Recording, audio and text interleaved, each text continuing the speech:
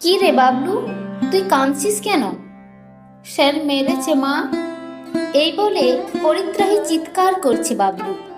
বাবলুর মা সাথী বিরক্ত মুখে বলল, মারলে কেন প্রদীপ? এই মহিলাকে এমনিতেই একটু ভয় ভয় পায় প্রদীপ। মহিলার গলার স্বরে এমন কিছু আছে যাতে ভয় পেতে বাধ্য। তবু একটু সামলে নিয়ে প্রদীপ বলল, আসলে বৌদি, বাবলু আজ 3 দিন ধরে বিজ্ঞান পড়াটা করছে না। রোজই কিছু না কিছু অজুহাত দিচ্ছে, তাই বিরক্ত হয়ে।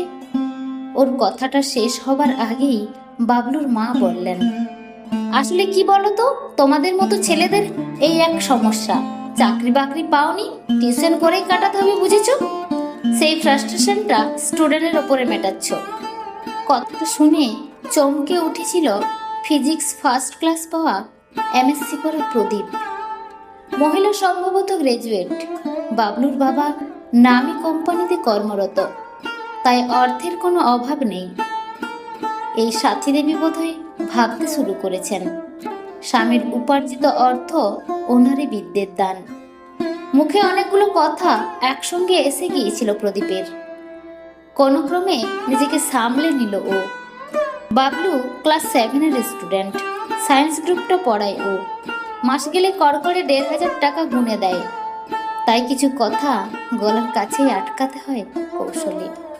বাড়ি ফিরলেই বাবা মায়ের সেই একই কথা, এত পড়লি, এত ভালো রেজাল্ট করলি, তা একটা চাকরি জোগাড় করতে পারলি না।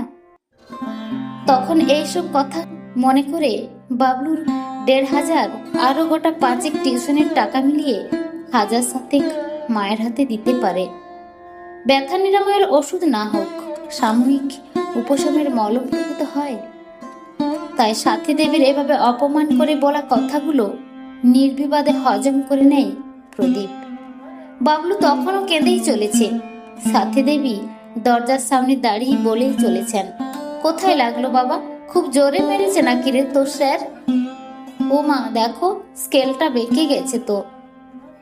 প্রদীপের খুব বলতে ইচ্ছে করছিল, ফাইবারের স্কেল হয় ভেঙে যাবে, নয়তো সোজা থাকবে, বেঁকে যাবে না। ওটা স্টিলের স্কেল নয়, ওই যে চাকরিহীন বেকার, তাই বাক স্বাধীনতাও নির্দিষ্ট স্কেলে বাঁধা। এত জোরে মেরো না বাপু, নিজের চাকরি পাওনি তার দায় কি ওর বলো? ওর উপরে রাগ মেটালে চলে? ছাত্রের সামনে এইভাবে সপ্তাহে 3 দিন বেইজ্জত হতে মোটেই ভালো লাগে না প্রদীপের।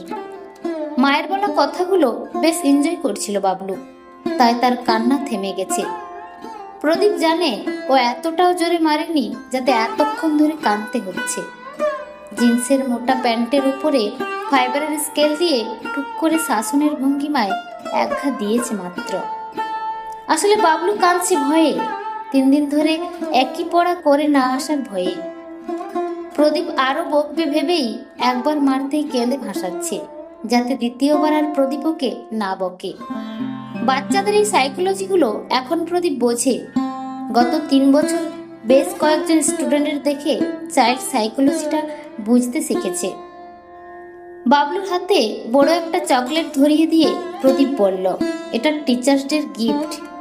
ঠিক করে হেসে বাবলু বলল, স্যার আমি এক্ষুনি পড়াটা করে দিচ্ছি। শিক্ষক দিবসের দিন ছাত্রদের চকলেট দেওয়াটা অবশ্যই ওর নিজের ইচ্ছেতেই করে, এটা ওর একটা ভালো লাগা। মিনিট 15-র মধ্যেই পড়াটা রেডি করে বলল, স্যার আজ টিচার্স ডে তাই না? আমি 3 দিন ধরে মাকে বলছি স্যারদের জন্য গিফট কিনবো, মা শুধু স্কুলের স্যার ম্যামদের জন্যই গিফট কিনে দিল। আপনার আর সাগ্নিক স্যারের কথা বলতেই বলল, কারি কারি টাকা নিয়ে ওই 2টো সাবজেক্ট পড়ায়, রেগুলার চা বিস্কিট আছে, ছাড় তো, আর গিফট দেয় না। তাই আর কেন হয়েছে স্যার? তবে আমি একটা গিফট বানিয়েছি স্যার। বেগুনি রঙের একটা কার্ডের উপরে কাগজের ফুল দিয়ে সুন্দর করে লেখা হ্যাপি টিচার্স ডে। নিজের অজান্তেই কার্ডটার উপরে 2 ফোঁটা নোনতা জল পড়ে গেল প্রদীপের। কোনো মতে প্রদীপ বলল, তাহলে বাবলু আজ তুমি আমাকে 2টো গিফট দিলে, 1 হলো বিজ্ঞান পড়া আর 2 এই দারুণ কার্ডটা। বাবলু দুষ্টু ঠোঁটে মিষ্টি হাসি ফুটল। ছেলেটা একটু ফাঁকিবাজ, একটু দুরন্ত, কিন্তু মনটা খুব ভালো। এটা প্রদীপ আগেও খেয়াল করেছে। জন্মদিনে পাওয়া চকলেটের টুকরো নিজে না খেয়ে প্রদীপের জন্য বাঁচিয়ে রেখেছিল। তখনই বুঝেছিল মায়ের মতো টিউশন স্যারকে অপদার্থ মনে করে না ছেলেটা। সাথী দেবীর মেয়েড চায়ের প্লেট আর বিস্কিট নামিয়ে রেখে গেছে। আজ আর খেতে ইচ্ছে করছে না প্রদীপের। ভেতরে একটা চিনচিনে যন্ত্রণা হচ্ছে। চা ঠান্ডা হয়ে গেছে। মহিলা ছেলের পড়ার কিছু বুঝুক আর না বুঝুক, স্যার ফাঁকি দিচ্ছে কিনা বোঝার আপ্রাণ চেষ্টা করেন। তাই বারবার দরজার সামনে দিয়ে যাতায়াত করেন। কান পেতে শোনেন বাবলুর আর প্রদীপের কথাগুলো। বাবলু কখনো একটু গল্প করলেই মহিলা বাইরে থেকে গলা খাঁখারি দেন। কি রে, তোর স্যার গল্প করতে এসেছেন নাকি? এত গল্প কিসের? প্রদীপের বলা হয় না যে সব স্টুডেন্ট সমান না বৌদি। এক মনে পড়তেই চায় না কিছু স্টুডেন্ট। একটু গল্প করলে বরং পড়াটা মন দিয়ে শোনে। না, বলা হয় না প্রদীপের। গত 3 বছরে ও এইটুকু বুঝেছে। ব্রিলিয়ান্ট অথচ চাকরি হয়নি এমন টিউশন টিচারদের লোকে একটু করুণার চোখে দেখে। বাবলুর কাছ থেকে সন্ধ্যে 7টায় বেরিয়ে শান্তনুদের বাড়িতে পড়াতে যায় প্রদীপ। চা বিস্কিটটা না খাওয়ায় অল্প খিদে পাচ্ছে ওর। একবার ভাবলো রাস্তায় চপমুড়ি খেয়ে নিলে হয়। তারপরেই ঘড়ির কাঁটা ওকে নির্দেশ দিল যে দেরি হয়ে যাচ্ছে। তাই সাইকেলের প্যাডেলে বেশ জোরে চাপ দিয়ে পৌঁছালো শান্তনুদের বাড়ি। শান্তনুদের ঘরে ঢুকতেই বেশ চমকে গেল। শান্তনুকে প্রদীপ পড়াচ্ছে মাত্র 5-6 মাস হলো। ছেলেটা খুব চুপচাপ, বেশ পড়ুয়া টাইপ। ছেলেটার মধ্যে এমন উচ্ছ্বাস লক্ষ্য করেনি কখনো। শান্তনু প্রদীপকে লুকোচুরিতে ধপ্পা দেওয়ার ভঙ্গিমায় বলল, হ্যাপি টিচার্স ডে স্যার। চোখ দুটো খুশিতে উদ্ভাসিত হয়ে যাচ্ছে ছেলেটার। পড়ার ঘরের গোটা দেওয়াল জুড়ে হ্যাপি টিচার্স ডে লিখেছে কাগজ কেটে। প্রদীপের হাতে একটা গিফট প্যাকেট ধরিয়ে দিয়ে বলল, আপনি তো বই পড়তে ভালোবাসেন তাই না স্যার? আপনার জন্য মা শীর্ষেন্দু মুখোপাধ্যায়ের জাউ পাখি কিনে এনেছে। মা বলেছিল আপনি নাকি একদিন মায়ের লাইব্রেরির জাউ পাখিতে হাত বোলাচ্ছিলেন। মা এও বলেছে যে তোর স্যার খুব বই পড়ুয়া। আমি দেখেই বুঝেছি। শান্তনুর মা মানে মিসেস সেনগুপ্ত প্রদীপকে দেখলেন কদিন মাত্র। ভদ্রমহিলা তো অফিস থেকে ফেরেনি প্রদীপের যখন ওদের বাড়ি থেকে ফেরার টাইম হয়ে যায়। হাতে গোনা দিন 5 দেখা হয়েছিল প্রদীপের ভদ্রমহিলার সঙ্গে। 5 দিনেই একই প্রশ্ন করেছেন, ফাঁকিবাজ ছাত্র জ্বালাচ্ছে না তো ভাই? দোষ করলে অবশ্যই বকবে, কিন্তু পড়াশোনা করে তো ঠিক করে। আমরা তো একেবারে সময় দিতে পারি না, তোমার হাতেই ভরসা। ভদ্রমহিলার একটা বেশ বড়সড় লাইব্রেরি আছে শান্তনুর ঘরের ঠিক পাশেই। দিন 2 প্রদীপ ওখানে ঢুকে বইয়ের কালেকশন দেখছিল। টিউশনের টাকা বাঁচিয়ে বই কেনাটা খুব নেশা। ভদ্রমহিলা সেটাও খেয়াল করেছেন। অন্যদিন চা বিস্কিট বা টুকিটাকি টিফিন পাঠানো হয় প্রদীপকে। আজ শান্তনু বলল, স্যার আজ তো টিচার্স ডে, তাই মা আপনাকে ডিনার করে যেতে বলেছে। সন্ধ্যের হালকা টিফিন করার পরে শান্তনুকে পড়িয়ে ওর সঙ্গেই কম্পিউটারে টুকিটাকি দেখছিল প্রদীপ। ছাত্রের বাড়িতে ডিনার করতে বেশ অস্বস্তি হচ্ছিল ওর। আবার হয়তো ডিনার টেবিলে ওকে ওনারা জিজ্ঞেস করবেন চাকরি পায়নি কেন, সারাটা জীবন কি এইভাবেই কাটাবে? এইসব প্রশ্নের সামনে বড্ড সংকুচিত হয়ে যায় প্রদীপ। কিন্তু শান্তনু না ছোড়, স্যার আপনাকে আজকে খেয়ে যেতেই হবে। ছাত্রের এমন ভালোবাসা ঠেলে বেরিয়ে যাবে সেই শিক্ষাও পায়নি। ভদ্রমহিলা এসে বললেন, একটু দেরি হয়ে গেল তাই না? সে হোক, টিচার্স ডে বলে কথা, আজ অন্তত একটু স্পেশাল কিছু হোক। আসলে কি বলো তো প্রদীপ, রোজ অফিস আর বাড়ি করে করে স্পেশাল ডেগুলো আমরা সেলিব্রেট করতে ভুলে গেছি। তাই সুযোগ পেলেই শানুর বাবা আমায় দোষারোপ করে।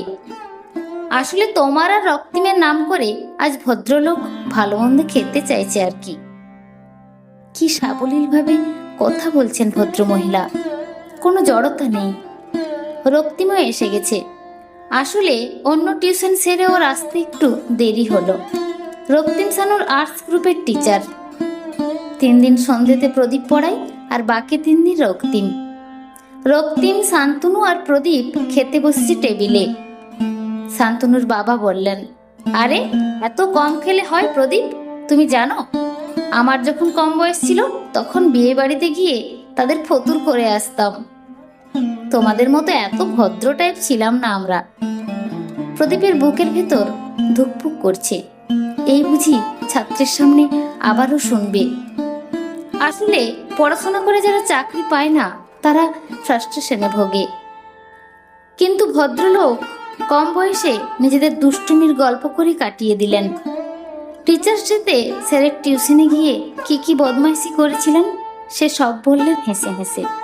আর ভদ্রমহিলা তো প্রদীপের সঙ্গে রীতিমতো শীর্ষেন্দু না সমরেশ মজুমদার এই নিয়ে বিতর্ক জুড়ে দিলেন। শিক্ষকের সম্মান মিশে থাকায় উপাদেয় পদগুলো যেন আরো উপাদেয় লাগছিল প্রদীপের। রক্তিম বলল, আসলে চাকরি বাকরির যা বাজার। বুকটা আবার ধড়ফড় করছিল প্রদীপের। শানুর বাবা বললেন, দেখো ভাই, আমার কাছে সোজা কথা, যেভাবে হোক বাঁচতে তো হবে। মৃত্যু হলো ছোট গল্পের মতো, আর বাঁচার লড়াইটা হলো একটা দীর্ঘ উপন্যাস। তাই উপন্যাসের প্রতিটা পাতায় রহস্য লুকিয়ে থাকে। কার জীবনে কখন কি মোড় আসে কেউ জানে না। সুতরাং উপন্যাসের শেষ পাতা অবধি আমাদের পড়তেই হবে, তাই না? তোমরা তো তাও শিক্ষকতা করছো, স্কুলে করলে স্যালারি বেশি আর টিউশনে করলে কম। তাছাড়া পার্থক্য তো তেমন কিছু নেই, তাই না? একটা স্টুডেন্টকে হাতে ধরে শেখাচ্ছ, তোমরা ভবিষ্যৎ গড়ছো। সবাই যদি চাকরির পেছনে ছুটে তাহলে ভবিষ্যৎ প্রজন্ম গড়ে উঠবে কি করে বলো তো? তাই বলছি, চাকরির পরীক্ষা দিচ্ছ দাও, কিন্তু কোনো কাজেই ছোট মনে করো না। আজও আমরা টিউশন স্যারকে রাস্তায় দেখা হলে পায়ে হাত দিয়ে প্রণাম করি। এ সম্মান কেনা যায় না। এই তো এত বড় চাকরি করি, কেউ কোনোদিন টিচার্স ডেতে প্রণাম করে বলেছে হ্যাপি টিচার্স ডে স্যার? এ সম্মান নিখাত, ভালোবাসা কেনা যায় না, বুঝেছ? আরেকটু হলেই পোলাওয়ের মিষ্টিতে প্রদীপের নোনতা জল মিশে যাচ্ছিল। কোনো মতে নিজেকে শাসন করে বলল, বেঁচে থাকাটা সত্যি একটা উপন্যাস। এ কি স্যার, আপনি তো বেশ মোটা হয়ে গেছেন, আর এমন একটা কালো চশমা কেন পরেছেন? একটু স্টাইলিশ কিছু পরবেন তো। মাত্র 46-এই বুড়িয়ে গেলেন নাকি? ডক্টর শান্তনু সেনগুপ্ত চেম্বারে বসে ছাত্রের শাসন শুনছিল প্রদীপ। ডায়াবেটিক পেশেন্টদের কিন্তু কিছু এক্সারসাইজ করতে হয় স্যার, আমি বলে দিচ্ছি, সব মেনটেন করবেন কিন্তু। নামি ডক্টরের মুখে স্যার শুনতে মন্দ লাগছিল না প্রাইভেট টিউটর প্রদীপ বাসুর। শান্তনু বলল, স্যার আপনার সব ছাত্রই তো এখন কৃতি। এই তো সেদিন আমাদের ব্যাচে সিদ্ধার্থর সঙ্গে দেখা হলো, এখন প্রফেসর। ও আপনার কথা জিজ্ঞেস করছিল। ও বলছিল তো বহুদিন স্যারের সঙ্গে দেখা হয়নি, একদিন যেতে হবে স্যারের বাড়ি। প্রদীপ নরম গলায় বলল, স্কেল দিয়ে মারতাম বলে রাগ করতিস না তো শান্তনু? শান্তনু হেসে বলল, ভাগ্যিস মারতেন স্যার। চেম্বার থেকে বেরিয়ে বাড়ির দিকে এগোতে চোখে পড়ল প্রদীপের কোচিং সেন্টারের বাইরে ছেলে মেয়েগুলোর হাতে রাংতার ছকমুখে কাগজে লেখা হ্যাপি টিচার্স ডে। আগামীকাল টিচার্স ডে, তাই আজ থেকেই ওরা প্রদীপের কোচিং সেন্টারকে সাজাতে ব্যস্ত। এমন একটা নিজস্ব কোচিং সেন্টারের স্বপ্ন ও দেখত বহুদিন ধরেই। সত্যি বাঁচার লড়াইটা একটা দীর্ঘ উপন্যাস। সে উপন্যাসের কোনো পাতায় আছে প্রাপ্তির আনন্দ, কোথাও আবার ব্যর্থতার যন্ত্রণা। তবু শেষ পাতাটা পড়তেই হবে। শেষ পাতাটা পড়ার অদম্য ইচ্ছাতেই ছুটে চলেছে সকলে।